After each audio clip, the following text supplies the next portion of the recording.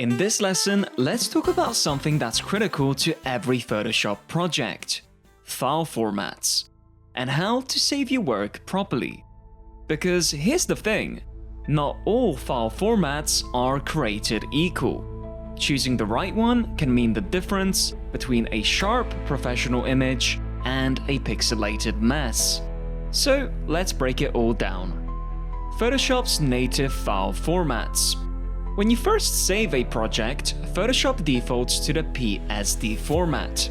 This is your master file, the one that keeps all of your layers, adjustments, and effects. But we need to learn more about this. PSD files have a 2 GB size limit, and if your project gets too large, Photoshop will force you to save it as a PSB file instead. PSB stands for Photoshop Big, and it works exactly like a PSD file, except it supports much larger file sizes. So if you're working with big, high-resolution images, PSB is your file of choice. Now let's talk about exporting to JPEG and PNG. What's the difference? Once you're done editing your project, you'll probably want to export your work. And in most cases, people want to save their images as either a JPEG or PNG file. But here's the thing, these formats are not the same. JPEG. JPEG uses lossy compression, reducing file size by discarding some image data. This lowers quality, especially if you're repeatedly saving over the same file. It's great for photos and web images because it keeps file sizes small, but it does not support transparency. PNG. PNG, on the other hand, uses lossless compression, meaning zero quality loss when saving. And it also supports transparency, making it ideal for logos, UI elements, and graphics. But PNG files are much larger than JPEGs. And within PNGs, there are two options. PNG8, a smaller file size, but limited to 256 colors. And PNG24, which retains full quality, supports transparency, but ultimately exports as a much bigger file size. Now let's talk about saving versus exporting. Most people go to File, Save As to save their images in different formats. But if you're exporting for web or social media, there is a better way. Go to File, Export, Save for Web Legacy.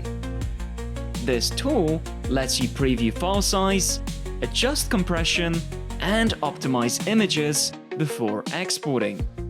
It's perfect for ensuring your JPEGs aren't too compressed by viewing the preview, and so that your PNGs are not unnecessarily large. How about exporting to PDF? Now, what if you need a PDF? That's easy, just go to File, Save As, and choose Photoshop PDF. But here's something most people don't realize. As soon as you save your project as a PDF, Photoshop switches your workspace to the PDF version of your file. And that's a problem, because if you keep editing this file, you're actually working on the PDF you just exported, and not your original PSD. How do we fix this? Well, after exporting, close the file immediately and reopen your PSD file. Also, when you are saving to Photoshop PDF, you'll see an option called Preserve Editing Capabilities. If this is checked, the PDF can act like a PSD file. You can reopen it in Photoshop and keep editing this file. But what is the downside of this? Well, it keeps the file size really large. So if you just need a standard PDF for sharing, uncheck this box to keep the file size small. Finally, let's explore placing and scaling images in Photoshop. When you drag an image into a Photoshop workspace, it starts in a free transform state, meaning it hasn't been confirmed yet.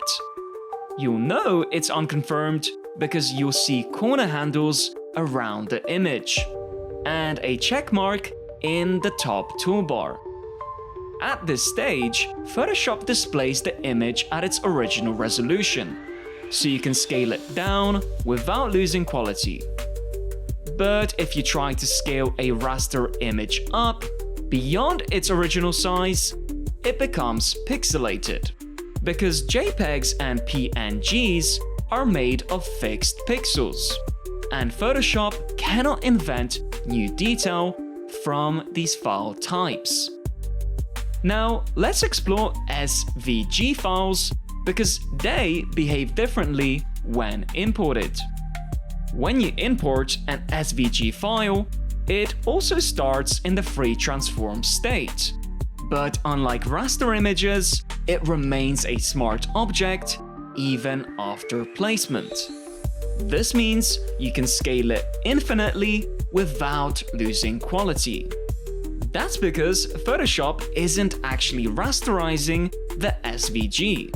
It's reading vector data from an Illustrator-based smart object, allowing it to maintain its full resolution at any size. Unlike raster images, SVGs don't rely on pixels, so they can stay sharp no matter how much you resize them.